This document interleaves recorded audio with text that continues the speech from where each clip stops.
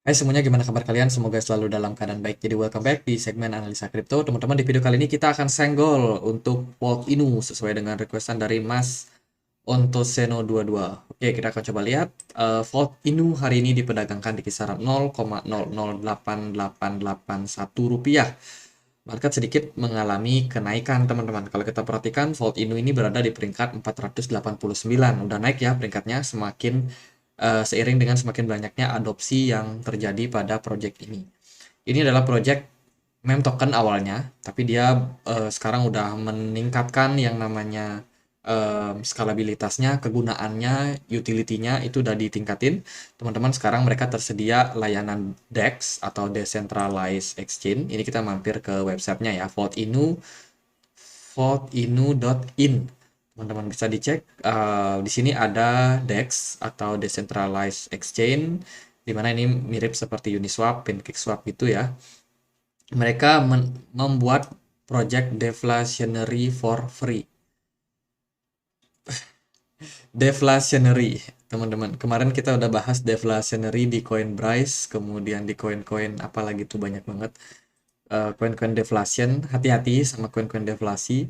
Kemudian ada mereka project yang lain, ada multi games, indicate, educate untuk peer to peer play to earn ya teman-teman, play to earn racing game, dimana di dalamnya itu ada reward dan bisa di burn juga. Dia juga menyediakan layanan NFT. Kemudian di sini juga tertulis Faulty Echo is a unique utility using AI technology, automation and smart contract to collect airdrop. Jadi ada airdrop juga yang mereka bagikan. Mereka udah masuk ke Vault Volume 3 ya teman-teman, udah ganti lagi untuk address-nya. Nanti kita akan lihat cek mainnetnya seperti apa. Ini adalah layanan platformnya. Yang pertama mereka punya DEX, punya wallet teman-teman. Bisa teman-teman download kayaknya di Play Store mungkin tersedia ya. Atau harus download di websitenya ini. Kemudian ini Vaulty Game. Ini ada hadiah seperti hadiah bulanan gitu untuk komunitas yang berperan aktif. Kemudian juga akan ada buyback and burn untuk project koinnya. Kemudian ada NFT juga. Terus di bawahnya ini ada card atau kartu kredit ya. Mereka bekerja sama sama Visa juga. Ini exchange-exchange yang bisa memperdagangkan koin daripada Vault ini. Roadmap mereka ini di tahun berapa ya? Sekarang udah masuk ke stage 5 teman-teman, dimana mereka udah bisa bridge dengan Polygon, jadi udah bisa melakukan transaksi dengan blockchain Polygon juga, dan beberapa project yang mereka sudah rilis. Ini partner-partner mereka yang turut serta membantu pendanaan daripada project ini. Oke, kita akan coba untuk kuliti satu persatu teman-teman. Ini perihal apa nih? Oh, yang ini. Nah, ini perihal gaming teman-teman. Di sini aku coba buat konekin dulu dia ya. Kita akan coba konekkan sama Trust Wallet. Siapa tahu kita bisa untuk coba lihat atau intip-intip lah gamingnya seperti apa. Ini aku coba masuk dulu ke HP. Nah, ini aku coba buat scan teman-teman. Cut. Nah, udah di scan nih. Kita akan lihat seperti apa project yang dimiliki oleh Vault ini. Sementara masih belum connect nih. Kita coba scan ulang. Apakah sudah connect? Apakah bisa connect atau enggak? Nggak mau connect ya? Kayaknya ini nggak bisa connect deh. Bisa connect nggak sih? Coba kita scan sekali lagi. Oh, kok. Tapi di sini nggak muncul ya. Mungkin nggak bisa nih guys. Kurang tahu juga nih. Apakah ini bisa dipakai atau enggak. Ya itulah. Gamingnya gagal aku buka nih. Apakah error, apakah gimana? Kurang tahu juga. Padahal udah masuk ke Trust Wallet. Oke, kita next aja langsung ke pembahasan daripada proyek terbaru mereka yaitu Faulty Echo ya. Faulty Echo ini adalah sebuah layanan eh, protokol baru sepertinya. Ini kelanjutan upgrade daripada decentralized, bukan decentralized. Ini kelanjutan upgrade dari volume ketiga mereka di mana mereka lebih semacam mematenkan project mereka atau produk mereka supaya lebih kelihatan strong di market, teman-teman. Jika kita lihat sih pembaruannya itu paling di algorithmic airdrop management. Jadi sekarang akan ada airdrop lagi yang mereka keluarkan. Kemudian juga ada Oracle integration. Ya ini lebih banyak kayak reward yang akan mereka bagikan, teman-teman. Ada 25% to the faulty eco farming. Jadi di farming pool mereka akan ada, kemudian juga akan ada 20% untuk di buyback and di burn, kemudian 10% akan ada VDSC buyback and burn juga, kemudian 45% ini masuk ke ekosistem airdrop, future airdrop funding. Oke. Jadi buat yang belum tahu, VDSC ini adalah NFT yang dimiliki oleh Vault Inu ya, yang bisa teman-teman dapatin kalau teman-teman mau melakukan staking. Jadi Faulty Echo itu kurang lebih kayak gitu sih, teman-teman. Ini nggak bisa connect, sayang banget gamenya nggak bisa connect. Sementara project yang lain yang mereka akan kerjakin, ini sih yang masih dalam log ya, namanya Faulty Flex Mystery and will be launched sometimes in 2023. Stay tuned. Nah, kita lihat dari kontraknya, aku coba cek dia di Etherscan, teman-teman, banyak transaksi yang dipending. Seharian terakhir banyak transaksi yang dipending, bahkan 12 hari terakhir ini statusnya masih pending ya.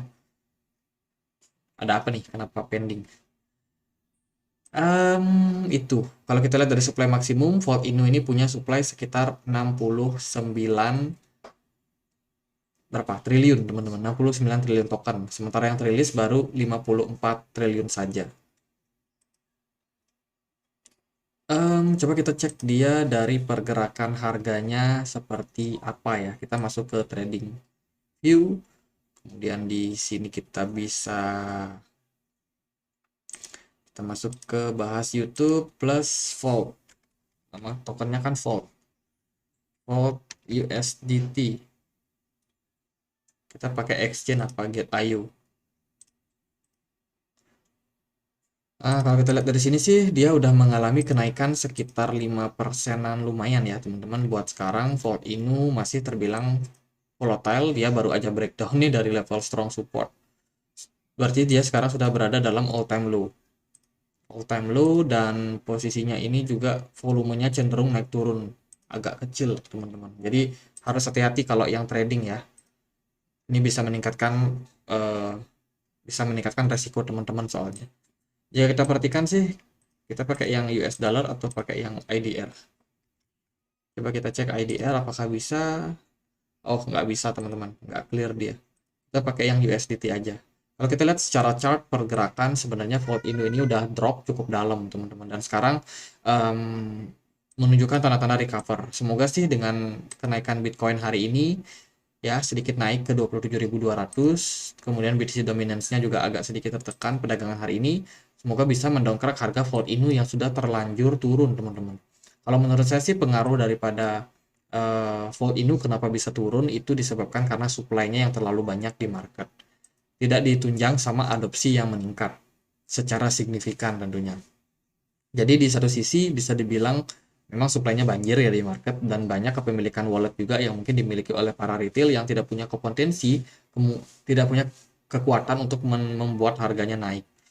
Volume smart money pun meskipun volume perdagangannya naik, itu tidak ditunjang sama volume smart money yang juga naik. Ini berarti menunjukkan bahwa minat whales untuk menggerakkan harga Vault Inu di harga sekarang itu tampaknya masih cenderung rendah.